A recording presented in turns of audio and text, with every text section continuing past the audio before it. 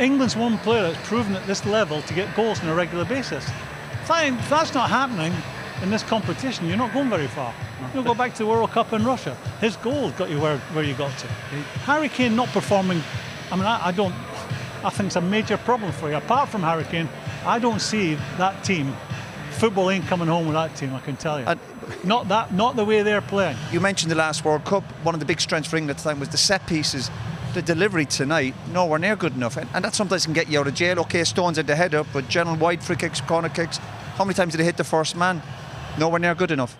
Yeah, the Scottish fans did enjoy it, and so did Scott Brown over there, still smiling. They did put in such a great performance, didn't they? And as Graeme said in the studio, they were the better of the two sides. The only thing missing was the goal. Yeah, spot on. Scotland were a great team, to be perfectly honest. They worked hard for each other. One went, two went, they all pressed together as a proper team. But the performance, they frustrated England, and especially in that midfield, Billy Gilmour, Callum McGregor and John McGinn, the three of them worked extremely hard, and they outpowered them, outran England. England looked leggy today. They struggled to break through the lines, but that was due to Steve Clarke's formation that we played. He got his tactics spot on today, and quite rightly so.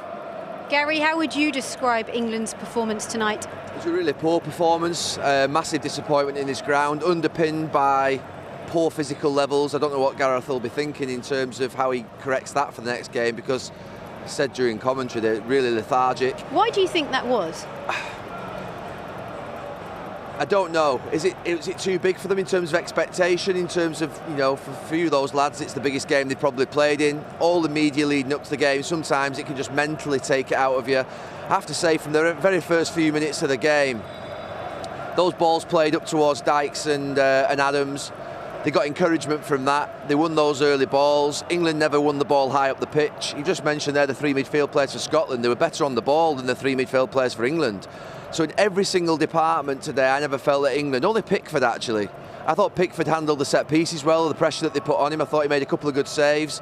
I think he's the only one that I can think of that played at a level. I think all over the pitch Scotland were better, and those physical levels need looking at, because that was such a lacklustre display in such a big game.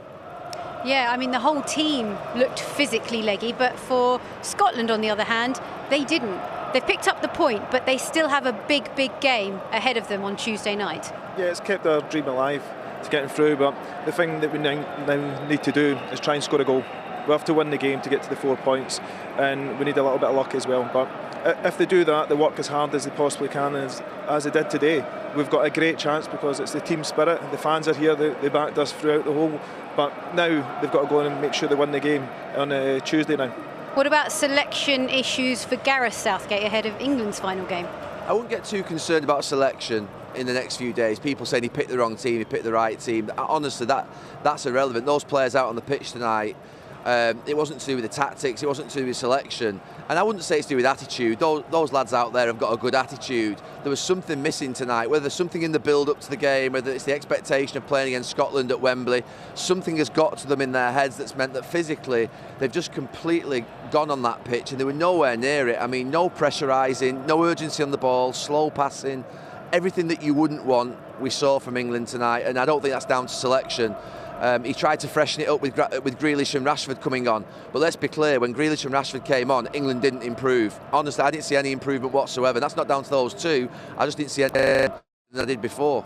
OK, well, Gary, Scott, thank you very much. We're going to get out of the rain now. Back to you, Mark. Yes, it did start raining again at kick-off. Graeme, inevitably the result will always dictate the nature of discussion after selection. If you're Steve Clarke this evening, you're having a glass of whatever, you go Gilmour, big tick, Adams, big tick, McGregor, big tick. Tierney came back, he was always all going to come them. back. All of them. You know, and you know, you said at the start of the show, I was growing in confidence. It was when I wrote our midfield down. That midfield we had tonight is a footballing midfield.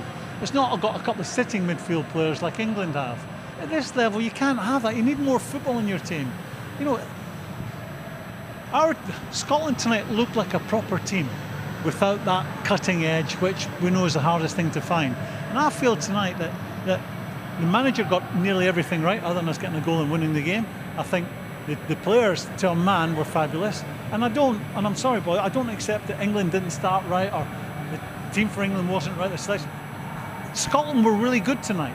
really good. Yeah, but Graeme, we didn't do anything Well, to Scotland to. You say You can only do. I'm not going to take you're allowed anything to from play, Scotland because I think Scotland. But I think people are, and I think Scotland tonight were fabulous. Yeah, absolutely, they were fabulous. But what happened? What helped them is the fact that England, like Gary said, there was no intensity. There was no closing down. Scotland built themselves into the game, and the only thing that stopped Scotland was they didn't take. But how much of that in football is that the opposition don't let you do it, or you're not capable of doing it? That's always the discussion in football, isn't it? We weren't for whatever reason we weren't capable tonight.